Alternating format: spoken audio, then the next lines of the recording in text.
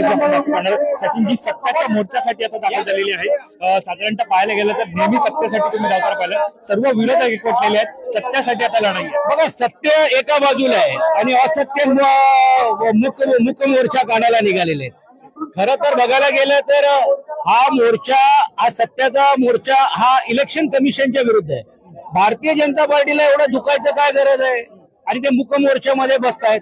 एवढंच जर मुक त्यांनी जर या 2-4-5 वर्षात ठेवलं असतं तर हा मोर्चा काढायची पण गरज लागली नसती।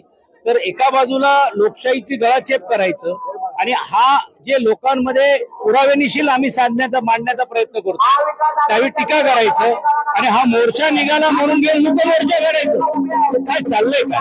लोकशाहीची थट्टा आहे। तुम्ही बघता कार्यकर्त्यांचा तर उत्साह आहे, पण सर्वसामान्य मुंबईकर पण या मोर्चामध्ये सामील होताना आपल्याला या मतदारांचा खोट्या मतदार यादी विरोधात मोर्चा अशी सुद्धा टॅगलाईन पाहायला मिळते। मात्र विधानसभेच्या वेळेला जर मतदान खोटं झालं तर लोकसभेच्या वेळेला खासदार कसे निवडून आले असं सुद्धा प्रश्न उपस्थित केला जातो। बघा, प्रश्न असा आहे की हे लोकसभेच्या नंतर विधानसभेमध्ये जे झालेला घोळ आहे, ही जी तफावत आहे, ही तफावत तर सर्वांनी पाहिली। असं 4 महिन्यामध्ये काय इलेक्शन कमिशनकडे जादूची छडी होती, एवढे लाख मतदार एवढे झपाट्याने वाढवण्याचं काम त्यांनी केलं।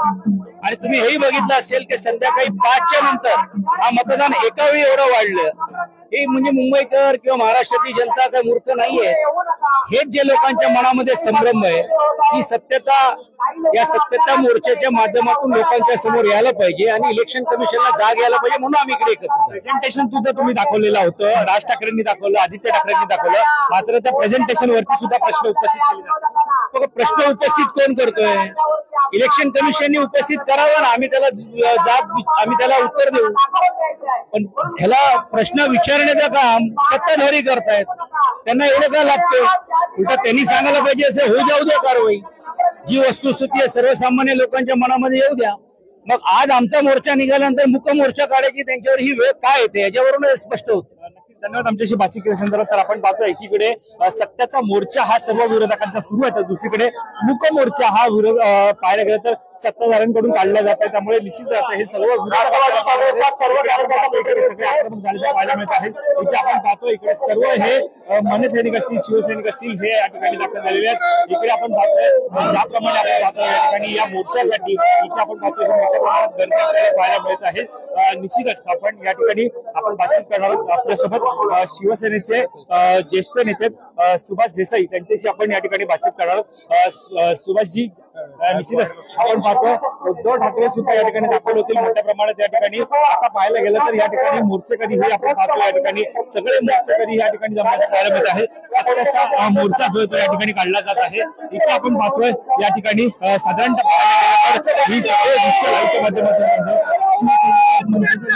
सर्व कार्यकर्ते आपल्याला पाहायला मिळतात या ठिकाणी आल्याचं पाहायला मिळत आहे। साधारणतः आपण पाहतोय या ठिकाणी त्यांच्याशी आपण बातचीत करणार।